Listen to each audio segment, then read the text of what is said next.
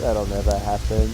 But to wrap that up, we painted a star blue, played water polo for 3 hours, and long story short, that's how I wound up with the eyeball. Anyway, to start today's craft, we're gonna need a frame. This one looks decent enough, as well as a mirror to create our endless hallway illusion. Now just gotta make sure my frame will fit in the mirror and oh no, it's much bigger. Maybe if I just... How did this happen? I bought the mirror first. That's more like it. But let's just unwrap this and make sure it does actually fit. Yep, we're all good. So let's remove the innards of the frame using something other than my fingers. Thank you. And once that's all cleared, I bent the prongs outward so that they were out of the way. Now, the plan is to make this angle of the observation room from my favourite episode of the Backrooms, with the hallway being recreated with an infinity mirror trick to make it look like it goes on forever. But before I get ahead of myself, we need to make a base. I began measuring out how big the flooring would be, and using the insert from the frame, I calculated how much space I wanted for the observation room and how much I wanted to leave for backroom entities to get up to shenanigans. I cut the foam board accordingly before making sure it fits snugly into the frame. Lovely. We do need to fix that backward slant though, so after some more math stuff and cutting out smaller slices of foam, I could glue supports to the underside of the base so that it could stand flat.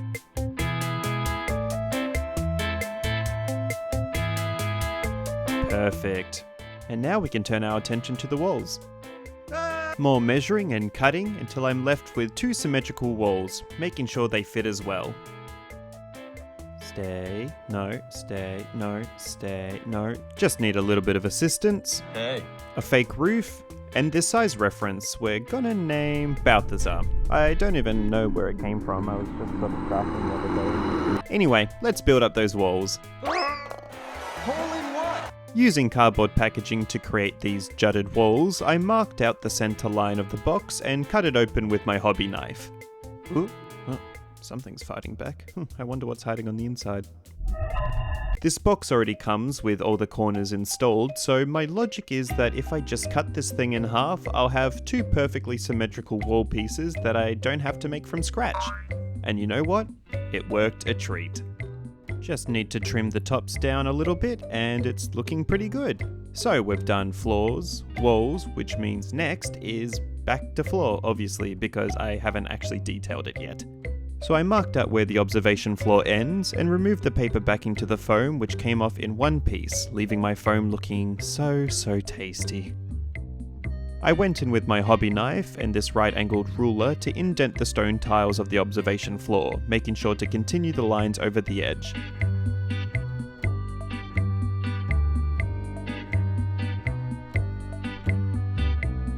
I then did another size check with Bathazar, thank you, before using my blade and pen to deepen the grooves of the tiles and round the front edges.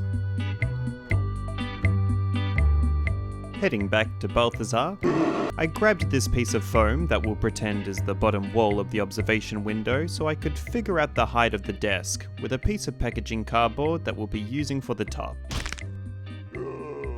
I marked the length, trimmed the excess, and then went over to draw out where each of the walls of the cupboards would be to keep them evenly spaced.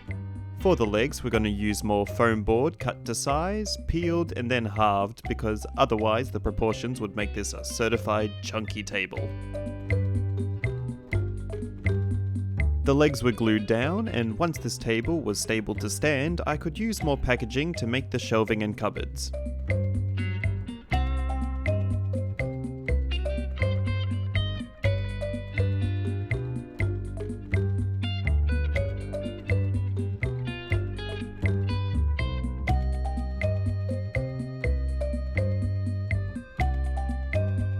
9 raids. 9! The cupboard doors won't be on any sort of hinge, but I did score and bend one end of the packaging so that I could glue it with a slight outward bend. Now, this doesn't really do anything in the long run or translate that well, but that's what my brain was thinking, so this is just to explain the nonsense that you're seeing on your screens right now. This lovely piece of packaging that has these extra lovely creases was sliced down to make this tiny cardboard box. And in case you're wondering if I'm going to make the back panels for this one, No. I did make 2 more boxes out of these pieces that look like Tobor's teeth, which, by the way, terrifying design, that I scored and folded into shape. Though I should have measured those top flaps better because they're looking a little... But not to worry, we can just find a piece that was actually measured to size before halving it and gluing it in place. Now, Balthazar's legs are getting a little tired, so let's make him that office chair. And to start, I cut the skewer down so I could spend way too long trying to glue it together as cross beams. Here we go, slow and steady wins the race. Okay, let's make sure this isn't sticking to my... Oh, that's not... I can just hold it in place, that's fine. No, that's not... It appears I have now lost a piece, I don't even know. Stuck one more piece in place to make the chair cylinder, and now that I have my own little wind turbine, we can give it some wheels. Using EVA foam, I traced out some teeny circles and cut them with my scissors because using my hobby knife for something this small near my fingers is a certified recipe for disaster. And once I had 4 tiny circles, I dressed them with some spindly pieces of packaging for wheel guards and left them to dry. I glued rhinestones onto the ends of these skewer pieces just to give them some extra detail that no one is really going to be looking at, but I didn't like how blunt they were, so here we are. For the seat, I found its shape and size on another piece of cardboard, which was then glued onto EVA foam and cut with some overhang to be the cushioning.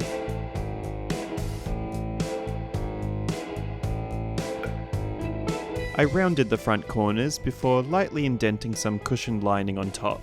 Nice and close to my fingers. Some things never change. The same method was repeated for the backrest of the chair. Oh, sorry Balthazar. And then gluing it in place with a piece of foam that made it look like something Delia Dietz would make. And while that dries, let's make the monitor out of... Whoa, no way! More cardboard packaging? Who could have seen that coming?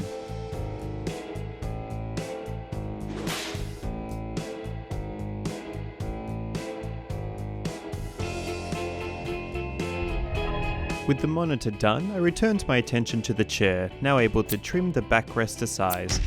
I went in with the same cushion details as the seat and could now focus on the arms, which was more foam sheet cut and glued into place with some pins to hold it down.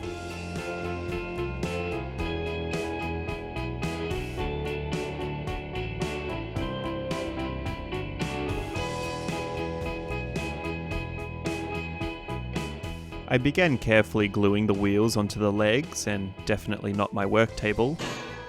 Yeah, we can cut that in post. And then discovered that the height of the chair cylinder was way too high for the desk, but we can give that a quick little snip snip so it's at a much more accessible height for Bathazar. Then I just needed to stick the 2 parts of the chair together, remove all of the pins, and adorable. Now onto making one of these server generator mini fridge looking doodads out of more packaging cardboard. I know it's shown that there are 2 of these things, but I don't have enough space in the frame for everything we see in the episode, so we're going for strongly inspired, which luckily is my specialty. I used more rhinestones to be the little blinky lights and this little handle out of packaging, and that was all of the little details done. I finally glued these walls down because I guess I forgot to earlier, and now could put everything in place to see how it's shaping up.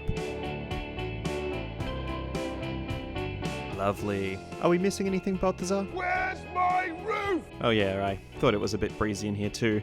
After taking some measurements and grabbing this leftover box of Weet-Bix bites, I cut out a panel with my box cutter and careful of the camera, careful! Amateur. I wrote front on the front end so I don't forget, and began marking out where the walls and light fixtures will be.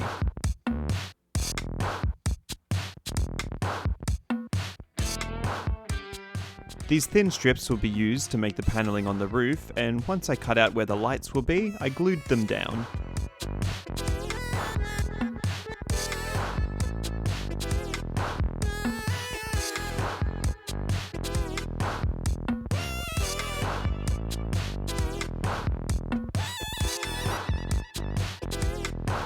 For this front section, some thick boy strips were cut out to make the metal overhead rigging in the observation room. And whilst this also isn't exactly how it's depicted in the show, I just wanted to make something that would frame the top of the roof nicely.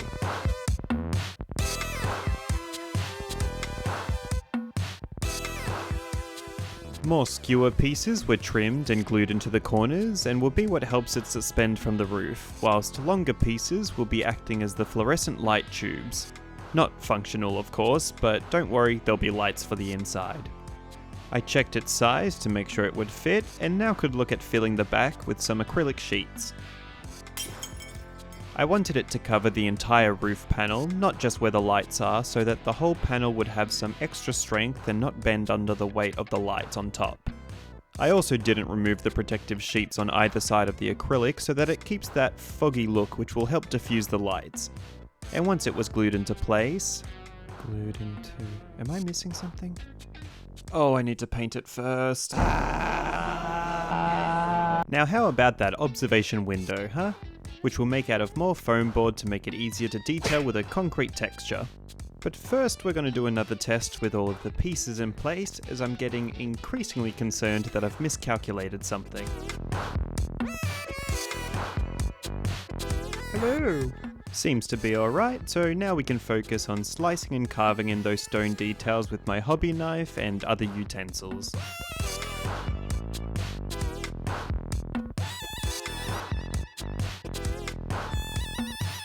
I found a sample of the Backroom wallpaper and made these sheets out of it, which were then glued down one surface at a time and smoothed out with my ruler to keep corners sharp and the surface smooth. There were some ruffles and bumps along the way, but that's free texture, so I won't be complaining.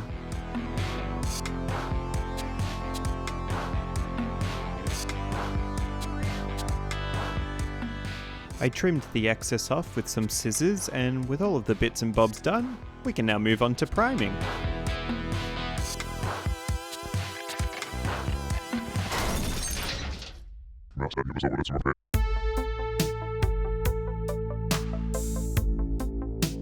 I decided to go for a white paint and Mod Podge mix this time, as a couple of the base colours are going to be light creams or greys, and I didn't want to have to make two separate batches as I always pour way too much into the first one, and don't really like wasting materials, especially Mod Podge. So everything is going to look pasty and weird for a little bit, but don't worry, it'll get there. Now I think I've done enough talking at this point, so I'll let you enjoy this montage of painting.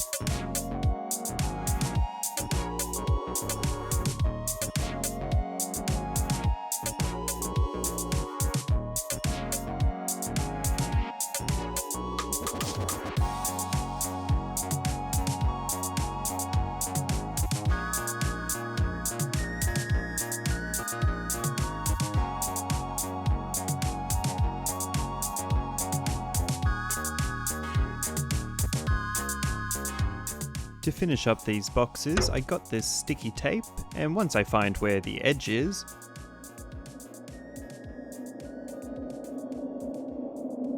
I rolled out a piece before slicing it down to little slithers to seal the boxes. Now all the items are looking decent, but way too clean for my liking, so let's make them dirty with a bath. We'll be bathing them in this bubbly brown mixture of paint, water and dish detergent, which gets slathered over every piece, making sure it seeps into all the recesses and dabbing away any excess with a paper towel. Don't worry about drenching pieces too much though, as it dries much lighter than it looks at first. And I know I could use mineral spirits for this wash, but you've seen the way I use a hobby knife, so let's just be cautious for the time being.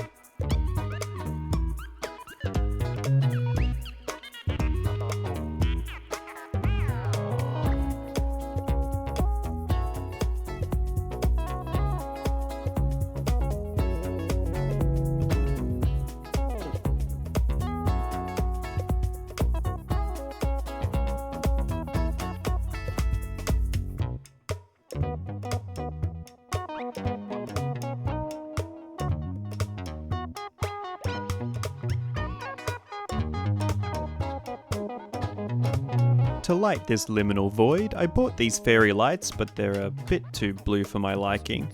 So I painted over them with some raw sienna to give them that nice warm backroom glow. I peeled the protective layer off the mirror and made a makeshift version of the hole to test the illusion with a two-way mirror, and it worked, but you can wait to see that. So I cut the two-way mirror down to fit the size of the observation wall, peeled off the plastic and stuck them together, making sure to keep it flat while the glue dries.